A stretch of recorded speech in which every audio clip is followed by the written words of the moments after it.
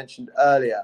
So this is the version that's in black, essentially. And again, as I mentioned before, it's windproof and waterproof, which is brilliant as we are coming towards fall, where, again, the weather can be very, very interchangeable. And you certainly don't want to be caught short out in the field, so to speak. I think, what we're talking about here. Oh, right, yeah. Oh, another really fun fact for you guys, by the way. So King Louis XVI of France, he created a trend, a fashion trend in regards to men's suits, which still goes on to this day. And it's the reason why, if you're wearing a single-breasted jacket, and you have, single-breasted is usually 2-button jacket.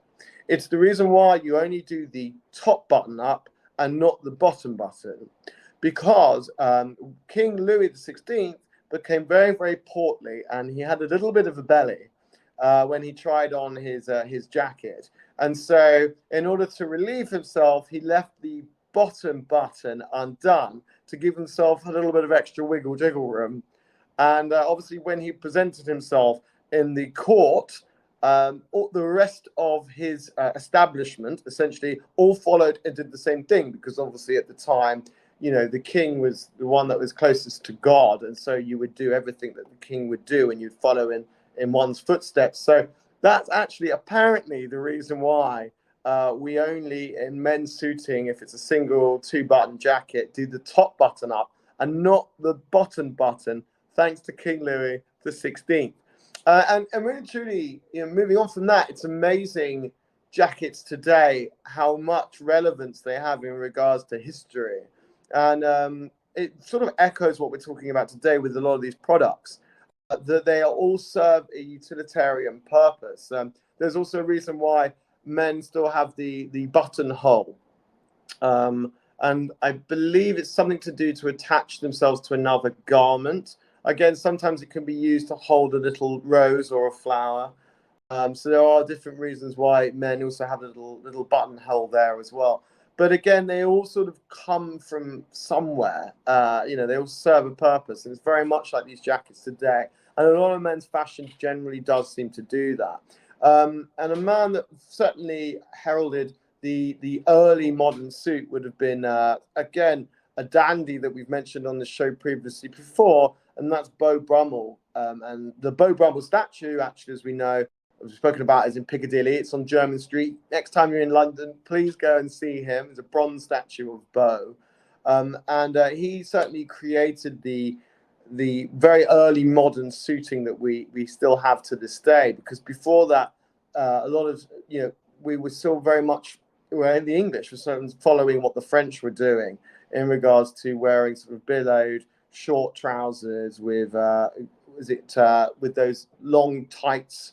And suddenly he sort of, and was very, very aristocratic and almost theatrical. And so he sort of tailored things down and slimmed things down a lot and made it sort of more utilitarian and bespoke. So do please, next time you're in London, check out the statue of Beau Brummel. And he's situated on Jermyn Street, just off Piccadilly, which hilariously, I actually used to work there in a suit shop, which is actually sadly gone now. But that's where I learned a lot about men's suiting in general. And I used to do relatively basic and minor alterations of, men's trousers, for instance, their hems. And I used to sort of do a little bit of alteration. I'll be honest, I wasn't brilliant at it, but I gave it my best shot. So if you ever need a suit taken in, maybe don't come to me. But I did learn a lot about men's suiting there. And it's funny because, that's where the statue of Beau is today. That you can go and see him. So again, that's he sort of heralded the early modern suit.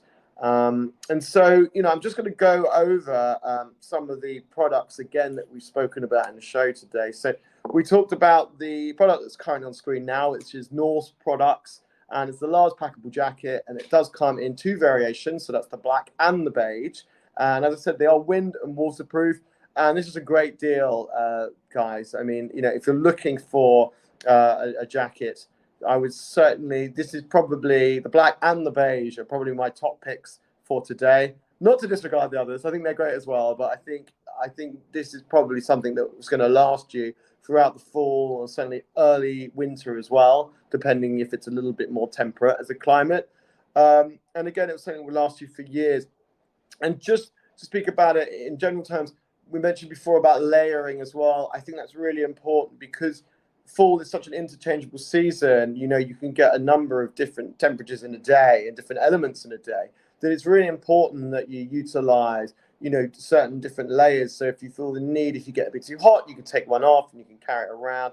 The jacket such as this, you know, it's a packable jacket, which means, you know, you can throw it in your luggage, or you can throw it in your backpack whilst you're wandering around the day and not worry about it as much that it's getting too overly creased. And then obviously, yes, you can wear a sweater underneath and keep taking it on or off. So it's definitely something that I would suggest and I would think about moving forward as we move towards fall. We spoke about Banks Journal, who I've mentioned before on the show, you know, Australian Japanese heritage brand. It's a lumber reversible jacket.